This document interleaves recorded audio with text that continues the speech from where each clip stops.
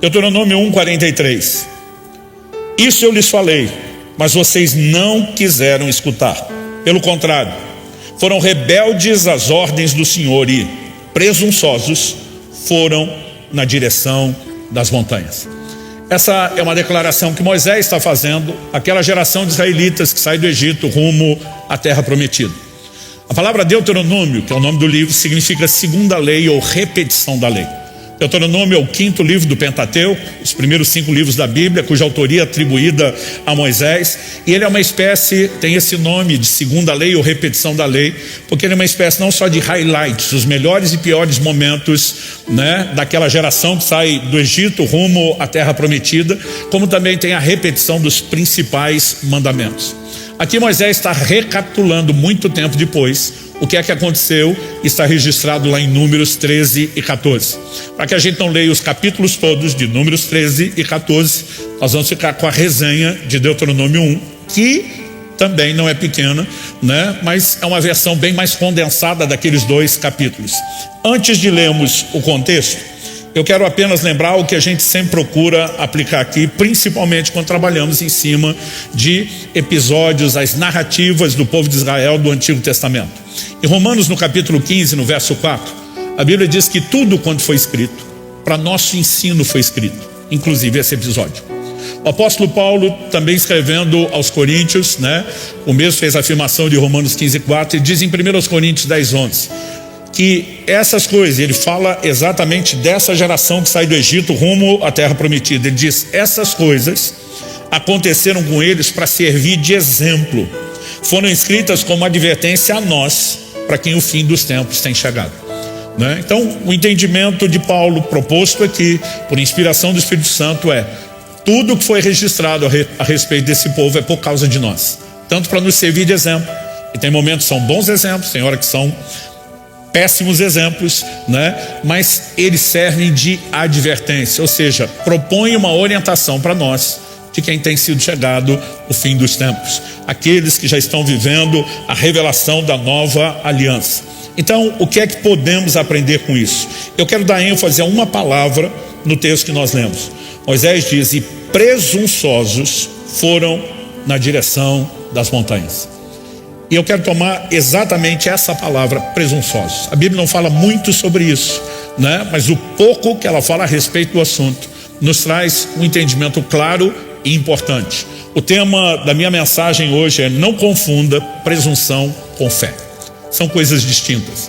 Eu me lembro quando garoto de uma certa propaganda, né, que era muito conhecida, pelo menos de gente da minha idade, né, que tinha uma frase que a gente repetia muito no dia a dia: parece, mas não é.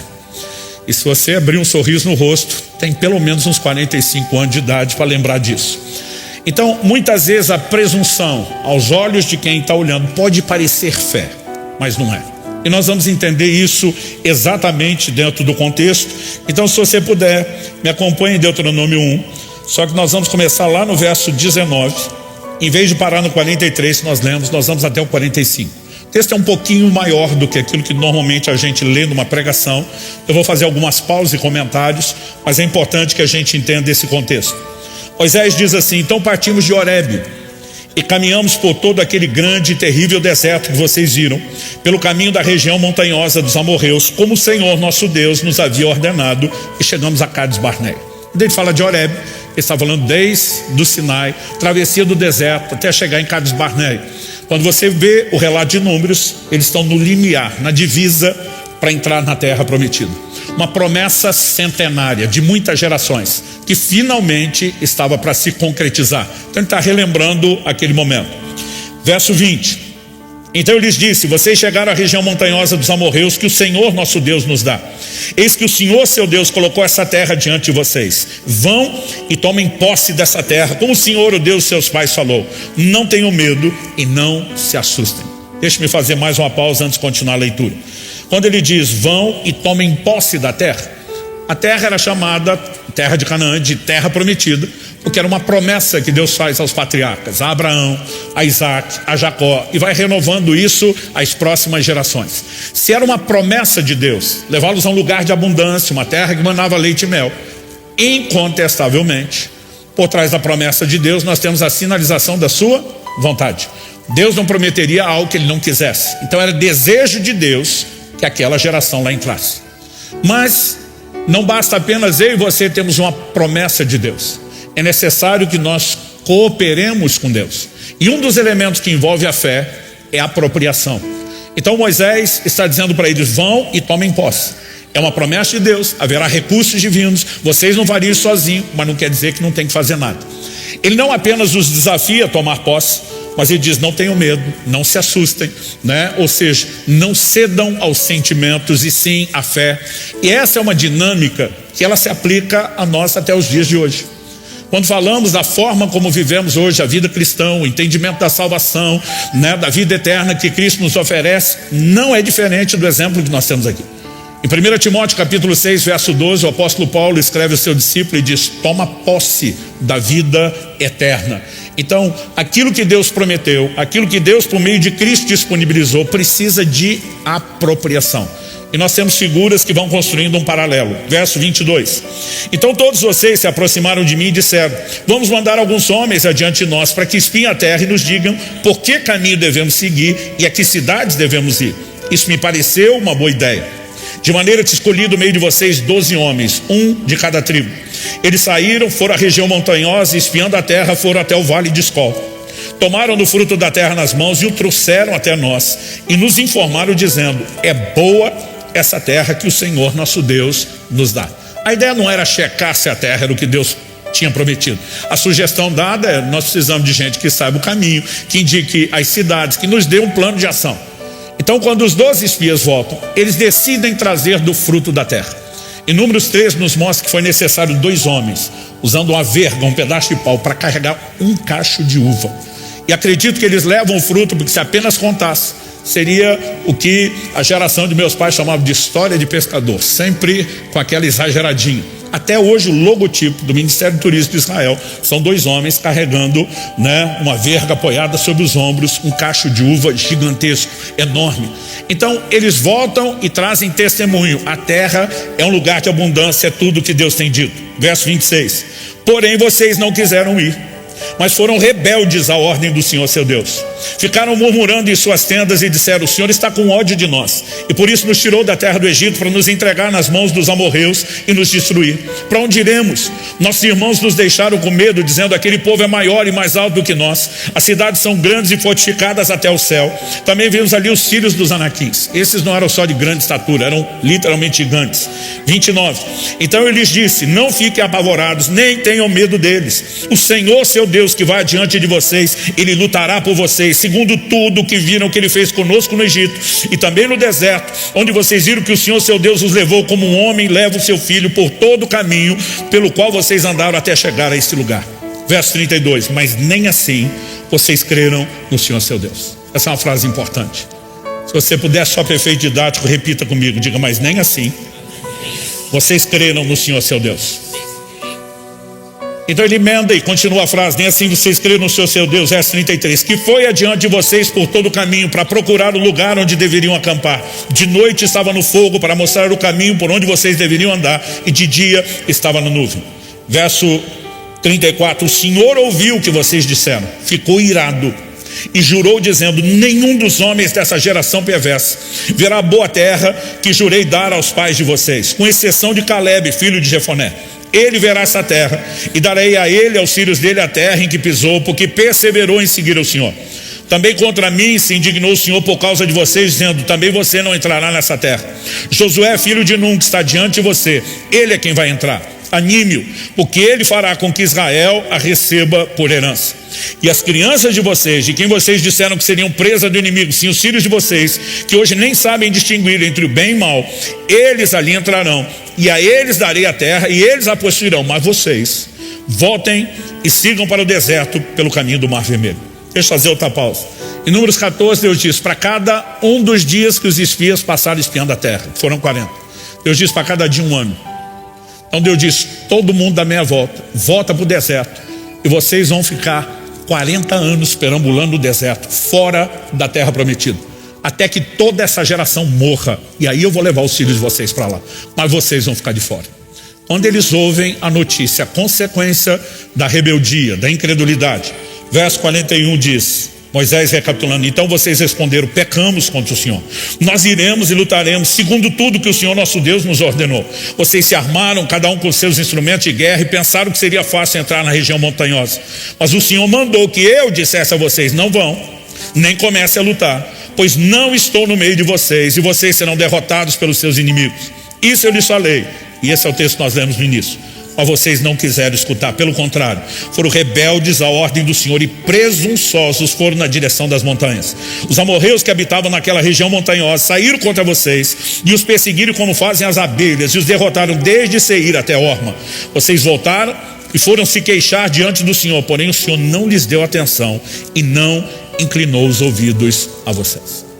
De toda uma geração que sai do Egito, só dos que eram de 20 anos de idade para cima, listados no exército, a Bíblia diz que puxavam da espada 600 mil homens de guerra. Se você der para cada um deles uma mulher só, que para a época era média generosa, 3 filhos, que é a média de hoje em dia, não da época, nós já multiplicamos os 600 mil por famílias de 5, marido, esposa, 3 filhos, nós temos 3 milhões de pessoas. É uma região metropolitana de Curitiba se movendo, muita gente. De toda essa gente, só 2, Josué e Caleb, entram na terra prometida. A exceção que você pode colocar aqui, Eleazar, o filho de Arão, queria substituí-lo como sacerdote. Mas há um foco especial dizendo, esses 2 estão garantidos por um posicionamento. E aqui nós precisamos entender, se todo mundo tinha o mesmo Deus, se todo mundo tinha a mesma promessa, se todo mundo está diante dos mesmos problemas e desafios, o que distingue esses 2 dos demais? É muito mais fácil você aplicar a lógica inversa, porque os demais não entraram na terra. Hebreus capítulo 3, verso 19, resume isso em uma frase. Vemos que não puderam entrar por causa da incredulidade. E se eles agiram de forma oposta, é evidente que eles aprenderam e entenderam a importância de andar em fé. O primeiro aspecto que eu quero abordar aqui, que é um princípio espiritual e vai ser o primeiro tópico da mensagem, é que a fé é o meio de acesso a tudo que Deus disponibiliza. Não importa se estamos falando das histórias do Antigo Testamento, a chamada, apelidada por nós de galeria dos heróis da fé de Hebreus 11, você vai ver que Noé, Abraão, todo mundo que viveu qualquer experiência de intervenção divina, cumprimento de promessa, foi pela fé, sempre foi a fé. Romanos capítulo 5, verso 2 nos diz que pela fé nós temos acesso à graça. A graça, o lugar do depósito de Deus, de tudo aquilo que Ele disponibiliza e nos oferece, só pode ser acessado pela fé. É por isso que Efésios 2,8 diz, pela graça sois salvos mediante a fé. A salvação é obra da graça, mas só é acessada por fé. Mas nós não somos apenas salvos por fé. Romanos 1,17 diz que o justo viverá da fé. Na verdade, uma citação de Abacuque, que vai ser repetida também no livro de Gálatas, na carta aos Hebreus. O justo vive de fé. Todo o nosso relacionamento com Deus é fundamentado na fé, que é incluído entre os primeiros rudimentos da doutrina de Cristo lá em Hebreus capítulo 6. Nós sabemos que toda a relação do homem com Deus depende de fé. Em Tiago, no capítulo 1, versos 6 e 7, a Escritura diz, peça porém com fé, não duvidando, porque o que duvida, não pense tal homem que receberá do Senhor coisa alguma. Sem fé ninguém vai acessar nada do que Deus tem, não vai acessar a graça, não recebe absolutamente nada da parte de Deus. Hebreus 11,6 diz que sem fé é impossível agradar a Deus. O texto ainda afirma que aquele que se aproxima de Deus deve crer 2 coisas. Primeiro, que Deus existe. Segundo, que Ele é galardoador, recompensador, ou leia-se, abençoador daqueles que o buscam. Então quando a Bíblia diz sem fé é impossível agradar a Deus, eu quando garoto achava que Deus era altamente exigente. Na verdade, o que agrada a Deus é quando eu e você podemos entrar naquilo que é o plano e o propósito dele para a nossa vida. E nós não podemos acessar isso sem fé. Não se trata apenas de agradá-lo para preencher requisitos, é porque preenchendo os requisitos nós podemos viver aquilo que Ele, no seu amor, na sua bondade, tem para mim e para você. Ele ainda é o mesmo Deus que por meio do profeta Jeremias diz, eu é que sei os planos que tenho acerca de vós, são planos de bem, não de mal, para vos dar um futuro e uma esperança. Nós precisamos entender, isso é fundamento bíblico, né, da nossa doutrina. A fé é o meio de acesso a tudo aquilo que Deus disponibiliza. Algo que há muito tempo atrás ouvi do John Bevere, foi uma frase que resume muito dessa doutrina bíblica. Ele disse o seguinte, Deus não responde necessidades, Deus responde fé. Eu vejo crentes às vezes reclamando: poxa, pastor, eu estou com uma necessidade financeira e Deus não fez nada a respeito. Eu estou com um problema familiar e Deus não fez nada a respeito. Eu estou com uma certa situação e Deus não fez nada a respeito. E as pessoas às vezes têm dificuldade de entender que Deus não responde necessidades, Ele responde fé. Qual a maior necessidade do ser humano? Salvação. A Bíblia diz: todos pecaram, destituídos estão da glória de Deus. Não há nenhum justo, nenhum sequer.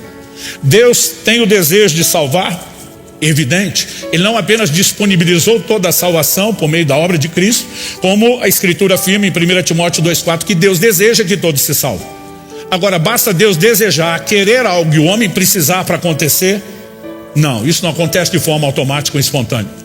Para que o homem acesse aquilo que Deus deseja e disponibilizou e que ele também precisa, o ingrediente fé sempre será necessário. João 3,16 é o versículo da Bíblia mais conhecido no mundo todo. É uma declaração do próprio Jesus, que eu quero citar para você.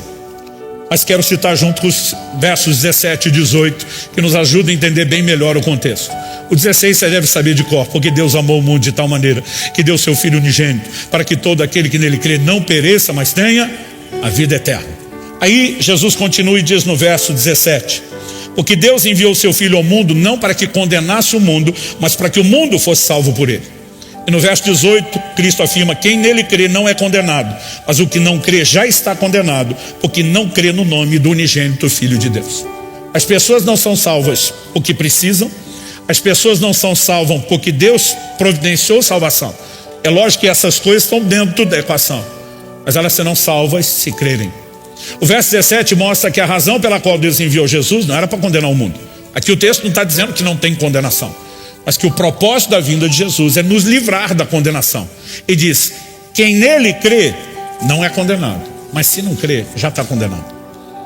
Ou seja, Deus não quer que ninguém seja condenado, mas se não crê, já está debaixo de condenação. Não importa do que a gente fale, a fé é e sempre será o meio de acesso a tudo aquilo que Deus disponibiliza. Quem está entendendo, diga amém. Segundo tópico, segunda verdade que queremos trabalhar, é uma espécie de complemento, né? A incredulidade sabota a ação divina. Se a fé é o meio de acesso a tudo que Deus disponibiliza, a incredulidade nos impede de acessar, e até mesmo se já estamos acessando ou desfrutando, ela sabota aquilo que nós podemos classificar como ação divina. É importante que eu e você entendamos isso. Em Hebreus, no capítulo 6, no verso 12, a Bíblia diz que nós temos que nos tornar imitadores daqueles que pela fé e perseverança, algumas traduções usaram a expressão como paciência ou longanimidade, mas aqueles que pela fé e perseverança herdam as promessas. Você não vai experimentar algo apenas porque Deus prometeu. As promessas são incondicionais. A vinda do Senhor, o retorno de Cristo, por exemplo. Quer você acredite, quer não, quer esteja pronto, quer não, na hora certa Ele virá. Mas muitas, eu diria talvez a maioria das promessas, elas têm caráter condicional. É por isso que Paulo escreve a Timóteo e diz a seu discípulo, 1 Timóteo 1,18: de acordo com as profecias que foram ditas a teu respeito. O que é uma profecia? Uma palavra da parte de Deus. Se uma palavra profética é de fato inspirada pelo Espírito Santo, liberada da parte de Deus, evidente que Deus quer fazer aquilo. Não há dificuldade de entender isso. Mas Paulo diz para Timóteo: não espere sentado. E diz: de acordo com as palavras que foram ditas a teu respeito, combate firmado nelas o bom combate. Traduzindo, cai para dentro, lute por isso, coopere com Deus. Se eu e você não interagirmos em fé, não adianta ter uma palavra de Deus. Você vai ver Deus orientando Abraão, por exemplo. Gênesis 18, 19: eu escolhi para que ele ordene a seus filhos, sua casa depois dele, que guardem o caminho do Senhor, que pratiquem a justiça e o juízo, para que o Senhor faça vir sobre Abraão o que tem falado a seu respeito. Deus fez uma promessa extraordinária sobre Abraão, que não era só interesse de Abraão, ter o filho ou a descendência que ele não podia ter. Em Gálatas 3,8, Paulo diz, a respeito da promessa que Deus fez a Abraão, que Deus pré-anunciou o evangelho a Abraão, ou seja, era do interesse de Deus que aquilo acontecesse. Mas o texto diz: para que o Senhor faça vir sobre Abraão o que prometeu, Abraão tem que fazer a parte dele. Nós temos inúmeros exemplos bíblicos de que a maioria dessas promessas não tem cumprimento espontâneo nem automático. E eu e você precisamos de um posicionamento de fé. Eu citei antes que Hebreus capítulo 3, verso 19 resume o motivo pelo qual o povo não entrou na terra prometida. O texto diz: vemos que não puderam entrar por causa da sua incredulidade. Mas o curioso é que alguns versículos depois, Hebreus 3,19 é o último versículo do capítulo 3, mas quando você entra no início do capítulo 4 de Hebreus, a palavra de Deus nos mostra que a palavra de Deus não foi misturada com fé no coração daqueles que a ouviram. Ou seja, não adianta ter uma promessa de Deus que sinalize sua vontade, seu desejo. Se essa palavra não é recebida, misturada com fé, não haverá o ingrediente necessário para que Deus age. Então a incredulidade, a falta de fé, ela sabota a ação divina. Não significa que não aconteceu porque Deus não quis. Já vi muita gente dizendo: não, eu realmente orei por algo, mas Deus não quis. Eu pergunto: por que Deus não quis? Porque não aconteceu. Eu falei: o povo também não entrou na terra prometida. Mas você não pode dizer que Deus não quis. Você pode entender que eles não cooperaram com Deus para que aquilo que Deus queria fazer acontecesse. Então nós precisamos entender princípios espirituais. E quando eu falo de sabotar a ação divina, às vezes a gente só pensa em extremos. Ou quando a gente fala de quem crê, o cara crê para tudo. Ou quando a gente fala do incrédulo, não crê para nada. A gente não para pensar que às vezes nós estamos transitando aqui no meio termo. E às vezes oscilando de um lado para o outro. Em Mateus, no capítulo 14, a Bíblia nos mostra que Jesus vai ao encontro dos discípulos andando sobre as águas. A Bíblia nos mostra que eles estavam de 9 a 11 horas, a conta que você faz das vigílias da noite, remando, e não conseguiram passar metade do mar. Na verdade é um grande lago, né? Eles não tinham uma palavra no hebraico para um ajuntamento de águas tão grande que não fosse mar. Até hoje é chamado de Mar da Galileia, mas água doce. Só a travessia de lado, que é a mais curta, 11 quilômetros. A Bíblia diz que depois, lá pela quarta vigília da noite, às 12 horas da noite era dividido em 4 vigílias. Das 6 às 9 a primeira, das 9 à meia-noite a segunda, da meia-noite às 3 a terceira. A Bíblia diz que Jesus apareceu na quarta vigília, entre 3 a 6 da manhã. Isso significa que eles já estavam de 9 a pelo menos 11 horas remando. E a Bíblia diz que eles estavam na metade do lago. A metade pode parecer só força de expressão. Mas o Evangelho de João dá a medida em estádios. Quando você faz o cálculo da distância do estádio, 5,5 km, ou seja, eles estavam literalmente na metade. No meio de uma tempestade, com aquela sensação de não vamos conseguir, tudo escuro. Ah, pastor, tem noite que tem lua e estrela, não quando tem tempestade. E no meio daquele escuridão, daquele breu, entre uma relampeada e outra, eles veem um vulto de uma pessoa que vem na direção deles andando sobre as águas. A Bíblia diz que eles começam a gritar: um fantasma. E eu vejo crente criticando os discípulos. Eu falo: queria ver tu. Já ia ter crente hoje dizendo: o sangue de Jesus tem poder. Alguns iam puxar o cruz credo de antigamente, ia dizer: está amarrado em nome de Jesus.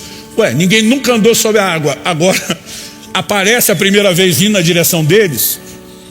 Agora, enquanto eles estão desesperados, gritando de medo, Jesus tenta acalmá-los e diz: sou eu, não tenho medo. Pedro, que falava pensando e pensava falando, tinha boca e cérebro conectado, ele na hora responde para Jesus: se és tu, manda-me ter contigo.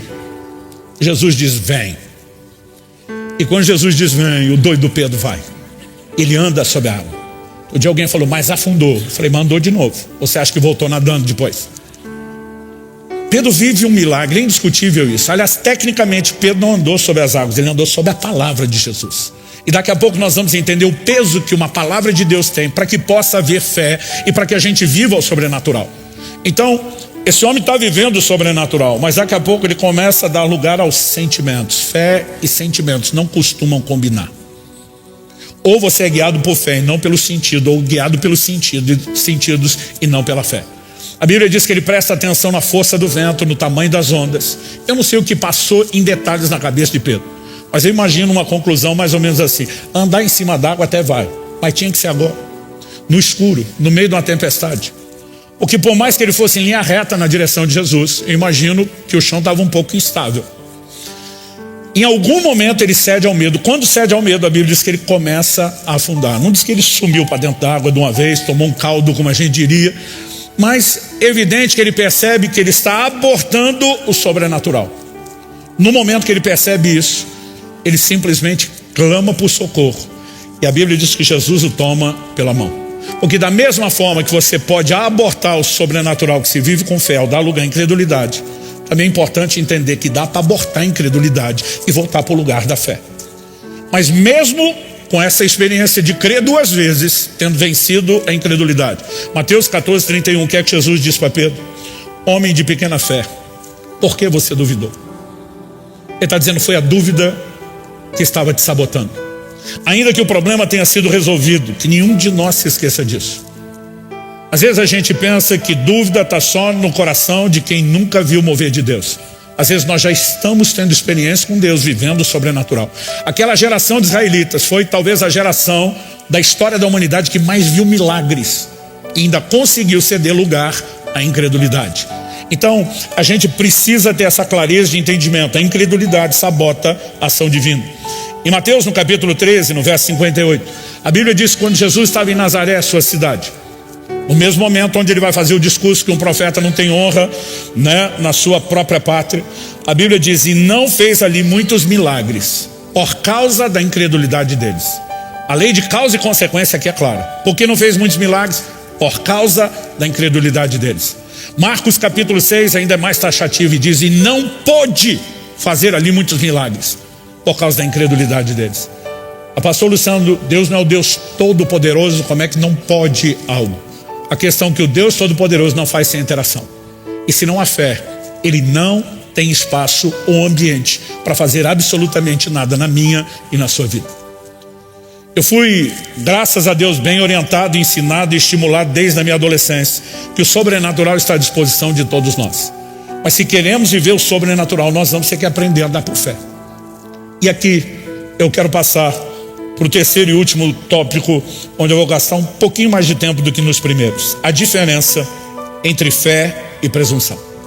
Eu disse no início e repito, a presunção pode parecer uma fé. Ela pode nos levar a agir de modo parecido, aos olhos de quem avalia só o comportamento externo, não o coração, com quem crê. Mas a inspiração, a motivação da presunção e da fé são completamente distintas. O que dizer dos resultados? Algo que talvez nos ajude a começar a distinção é que a fé é uma convicção. Hebreus 11:1 define fé, né? Não apenas como a certeza de coisas que se esperam, mas a convicção de fatos que não se vêem. Eu vejo uns crentes que eles estão tentando acreditar, mas eles dizem, eu estou crendo, né? Eu falo, você está crendo que vai ter fé, você não está crendo que Deus vai fazer. Porque a fé é uma convicção. Agora a pergunta é, como essa convicção é gerada? E a resposta da própria Escritura é, pela palavra de Deus. Romanos 10:17, a fé vem por ouvir, e ouvir a palavra de Cristo. Eu quando era garoto, voltei de um culto, me lembro ainda bem criança, a imagem ainda está clara na minha mente. Nós estamos na porta de casa para entrar. E eu pergunto para minha mãe, realmente tudo é possível ao que crê do jeito que falar? Minha mãe, claro meu filho, é o que a Bíblia diz. Falei, então se eu acreditar que posso voar, eu vou voar? E minha mãe engasgou. As crianças são terríveis, fazem perguntas, né, que às vezes você fica perguntando de onde sai. Eu desde criança, meu pai dizia que eu nasci para ser filósofo, era uma máquina de pergunta, de questionamento. E minha mãe meio que engasgou, eu falei, estou falando sério, eu quero voar. Então se eu acreditar, eu vou... E aquela conversa não foi para frente, né? Porque de alguma forma, nem minha mãe estava preparada para aquela conversa. A pergunta é, pastor, tudo é possível ao que crê, é verdade? É. Mas a pergunta é, você pode crer no que quiser? E a resposta é não.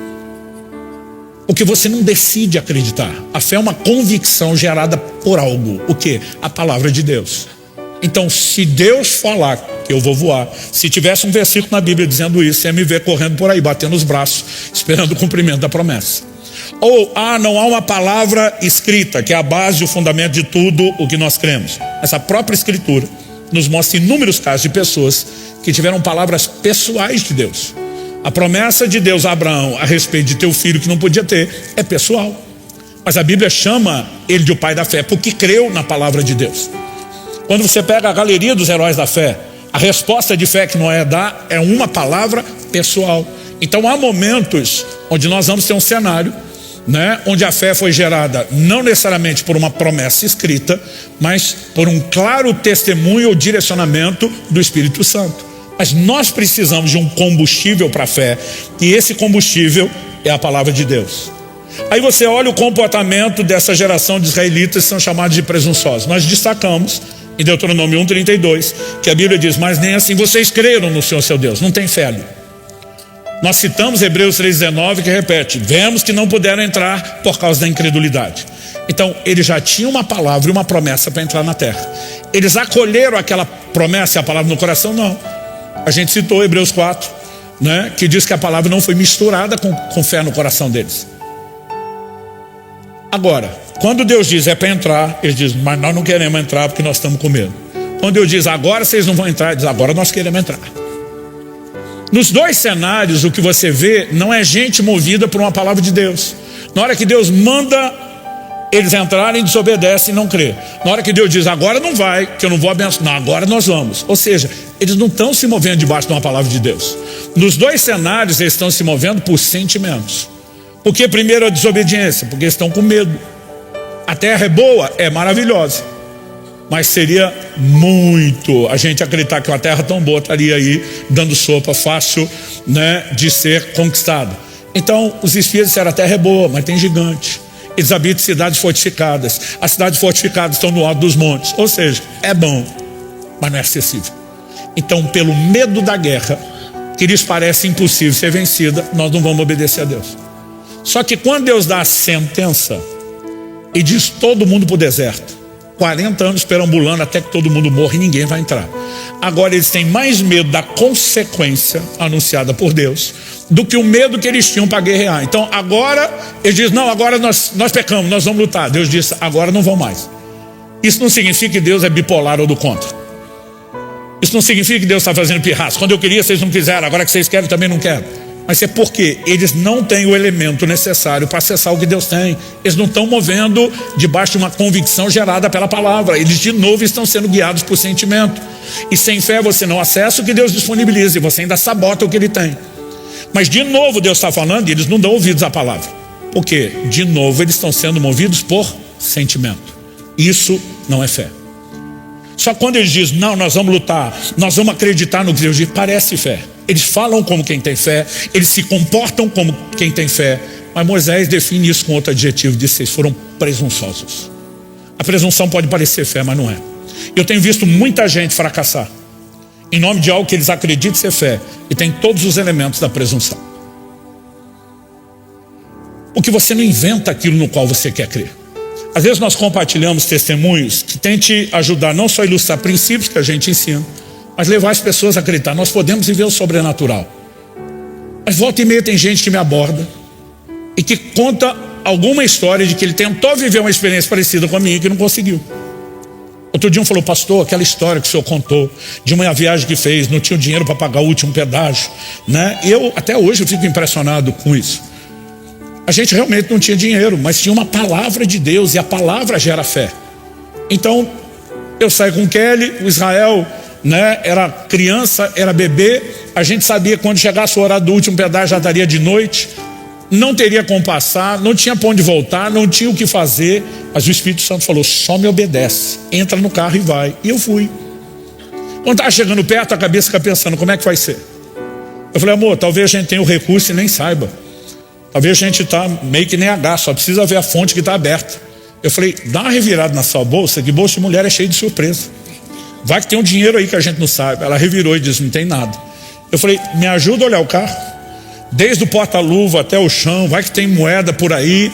Ela, enquanto nós estamos viajando, revirou o carro. Eu falei, nós vamos ter que depender de Deus. Ela, como é que vai ser? Eu falei, até lá a gente descobre. Quando está chegando o pedágio, o último quilômetro, começa uma chuva muito forte. A chuva vai ficando cada vez mais forte. E daqui a pouco, eu não sei se já estava isso antes ou começou naquele momento, mas a gente entra numa fase, já a reta final, ali entre 500 a 200 metros do pedágio, começa a chover granizo. Mas não estamos falando de pedra pequena. Todos os carros foram acendendo o pisca-alerta, encostando no acostamento, né? E eu, no meio de toda aquela turma, aproveitei, ligo o pisca-alerta, encosto também. Não tinha como passar o pedágio, mas pelo menos agora não era o único carro parado esperando, né? E eu estou imaginando o que é que vai ser. A chuva de granizo estava tão forte que eu lembro que eu e minha esposa, a gente alternava segurando o vidro, com medo de quebrar o para-brisa, a gente fazendo a pressão inversa. A gente está distraído com aquilo tudo, com aquele barulho, mas daqui a pouco alguém está batendo tão forte no vidro do meu lado, do motorista, a ponto de eu ouvir aquilo mais do que o barulho das pedras. Eu olho uma pessoa em pé do lado de fora, o homem segurando um calhamaço enorme de jornal para proteger a cabeça e o corpo daquelas pedras, batendo no vidro. Abri só um pouquinho, porque começou a entrar as pedras de gelo dentro do carro. E a hora que eu abro tentando entender o que está acontecendo, o que esse cara quer falar, ele diz assim: faltou dinheiro para o pedágio? E ele, sem que eu responda nada, nem diga o valor, me dá exatamente o valor que faltava para a gente pagar. E esse cara volta correndo em direção à administração do prédio. Eu falei: se eu tivesse parado sozinho, ele poderia deduzir isso. Mas tem uma fila de carro, eu estou lá no meio em algum lugar. Ele vem só no meu. Faz a pergunta do único motivo que era o nosso. Entrega o valor exato e some. Quando chegar no céu, eu quero perguntar para Jesus: o que rolou aquele dia? Como é que isso aconteceu? E aí eu falando, dizendo: gente, nós podemos viver o sobrenatural. Compartilhei a história. Aí um outro dia falou: pastor, tentei viajar sem pagar o pedágio, mas não deu. Parece que Deus gosta mais do senhor do que de mim. O senhor disse que Deus não faz acepção de pessoa. Eu falei: amigo, a diferença entre eu e você é que eu tinha uma palavra de Deus para fazer isso. Você olha, meu carro hoje está instalado sem parar. Mas naquele momento eu não tinha condições, mas eu tinha uma palavra. A diferença entre eu e você é que eu fui movido por uma palavra. Ela me gerou fé e a fé me levou à intervenção de Deus. Você tinha um forte desejo, um sentimento de aventura, uma vontade de ter experiência sem nenhuma palavra. Isso não gera fé, isso é presunção. O pior é que esse tipo de gente depois diz: não, gente, cuidado com aquelas coisas que o Subirá está falando, porque não é bem assim, tá? Na prática não funciona. Normalmente, quem não tem essa experiência termina murmurando como aquele povo murmurou. Gente, o que eu e você precisamos entender, de onde vem essa convicção? A fé se apoia no caráter de Deus. Um Deus que não pode mentir, um Deus que não pode falhar, um Deus para quem todas as coisas são possíveis. O apóstolo Paulo diz: eu sei em quem eu tenho crido. Observe que a frase não é eu sei no que. Eu e você não cremos em algo, não cremos numa coisa, nós cremos em alguém. E esse alguém está acima de qualquer suspeita. E quando ele fala, está falado. Quando você olha para Josué e Caleb, os únicos que entraram, é evidente um posicionamento de fé. Mas de onde vem a fé deles? De uma palavra. Números 14, 6-9, diz assim: e Josué, filho de Nun, e Caleb, filho de Jefoné, que eram daqueles que espiaram a terra, rasgaram suas roupas e falaram a toda a congregação dos filhos de Israel, dizendo: a terra pela qual passamos para espiar é terra muitíssimo boa. Se o Senhor se agradar de nós, então nos fará entrar, nos dará essa terra, que é uma terra que mana leite e mel. Então somente não sejam rebeldes contra o Senhor, não tenham medo do povo dessa terra, porque como pão os podemos devorar. A proteção que eles tinham se foi, o Senhor está conosco, não tenham medo deles. De onde sai essa convicção? De uma palavra de Deus, de uma geração inteira. Só 2 homens entraram. Como eu disse antes, todo mundo tinha o mesmo Deus, a mesma promessa, os mesmos problemas.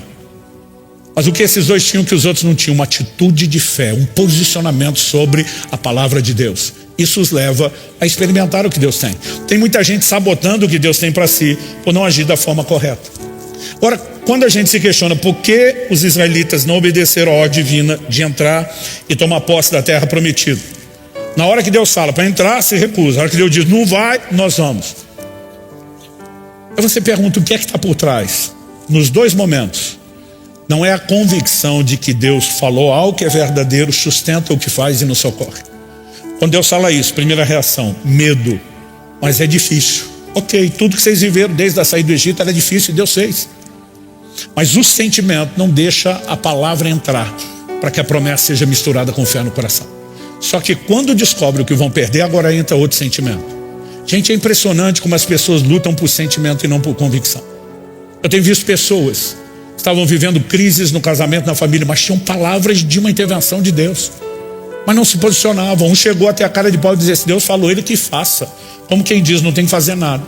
Mas quando o negócio rebenta e vê o que perdeu, aí quer lutar, aí quer agir como tinha que ter agido antes, aí quer dizer que crê, que ora, que jejua. Aí eu falo: mas você está se movendo na palavra, que na hora que você tinha, você não fez. Não fez por um sentimento. Agora eles estão com mais medo da consequência de morrer no deserto e não entrar na terra do que antes, mas continua sendo sentimento. Presunção, ela normalmente não está alicerçada na palavra de Deus. Eu tenho visto isso se repetir na vida de muita gente. E a fé, nós precisamos entender isso, ela independe de sentimentos. Abraão é chamado nas escrituras de o pai da fé. Romanos 4, versos 11 e 12 diz que ele nos deixou pegadas de fé para que a gente siga o seu caminho, ou seja, ande na fé como ele andou. E aí quando você olha para o que o texto está dizendo, é uma referência não só a crer na promessa que Deus fez, mas a lidar com todos os desdobramentos dela. O homem tem 75 anos de idade, nunca pôde ter um filho. Agora Deus faz uma promessa: eu vou te dar um filho. Ao longo do caminho, nós percebemos, Abraão vai ter que crescer, amadurecer. Em algum momento a coisa está demorando, ele, Sara, tenta dar um jeito, né? Vamos usar aqui um costume cultural. Você pode ter um filho através de uma escrava minha. Quando gera Ismael, Deus diz, o filho que eu lhe prometi, quem dá sou eu. Isaac será o herdeiro da promessa que eu fiz e não Ismael. Eles continuam esperando e crendo, até que finalmente, 25 anos depois, o filho nasce. Agora o menino nasce, está crescendo. E Deus um belo dia, Gênesis 22 nos mostra isso. Deus diz para Abraão, pegue o teu filho, teu único filho, o filho a quem você ama. Às vezes estou lendo esse texto e falo para Deus, precisava disso tudo? Já não, na minha cabeça não tem nada tão difícil como Deus pedir a um pai o sacrifício de um filho. Mas tem que lembrar que é o único filho, o filho que você ama.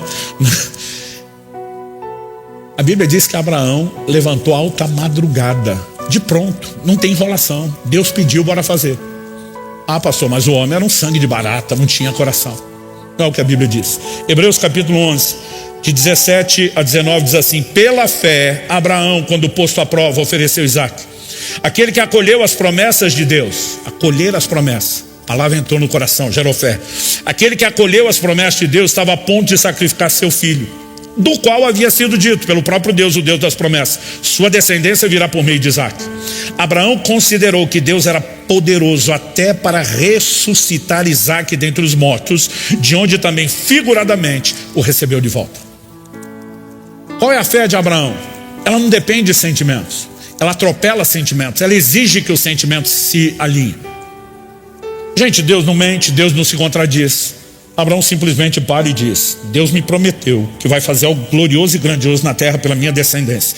Meu único descendente, ele está pedindo que eu ofereça sacrifício. Ele sabe o que faz. Com Deus não se discute. Só que Abraão, 3 dias antes de chegar no Monte Moriá, deixa os escravos que o acompanham e diz, espere aqui, eu e meu filho iremos, adoraremos e voltaremos, no plural. A Bíblia diz que ele cria que Deus o podia ressuscitar dentre os mortos. A fé, ela não depende de sentimento, ela exige que o sentimento se alinhe. Ele simplesmente diz, Deus não é maluco, Deus não é doido de prometer e não cumprir, Ele é fiel, Ele honra a sua palavra, Ele não pode mentir. O que Ele vai fazer é problema dele. Eu obedeço, continuo confiando, o que Ele falou vai se cumprir, ponto final. Sabe, quando você olha a fé, ela é sempre uma convicção, mas não é apoiada em sentimentos.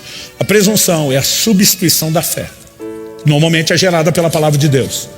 Mas essa substituição, essa fake fé, que parece, mas não é, ela na verdade, ela acaba presumindo que Deus fará alguma coisa que Ele não prometeu. Quando você vai sem direção clara, como esses israelitas fizeram, isso é presunção. Mas o terreno seguro da fé verdadeira é aquilo que Deus diz.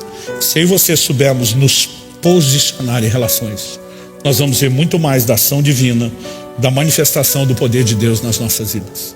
Há mais para mim e para você. Há um lugar de abundância onde eu e você podemos entrar.